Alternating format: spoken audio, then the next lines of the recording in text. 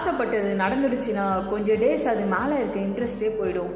சொல்லப்போனால் இது அவ்வளோதானா, இதுக்காகவா இவ்வளோ பண்ணோன்னு உங்கள் விஷ் மேலே உங்களுக்கு டவுட் வரும். பட் அதுவே நடக்காமல் போனால் கொஞ்சமாக இருக்க ஆசை ஓவராக போயிட்டே இருக்கும், அதுக்கு எல்லையே இருக்காது.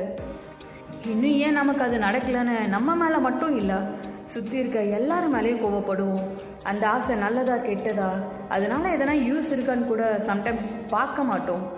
அவங்க வாங்கியிருக்காங்க, இவங்கக்கிட்ட இந்த மாதிரி இருக்குது, நமக்கும் அது வேணும்னு ஆசையாக இருக்குன்னு லிஸ்ட்டு மட்டும் போடுவோம்.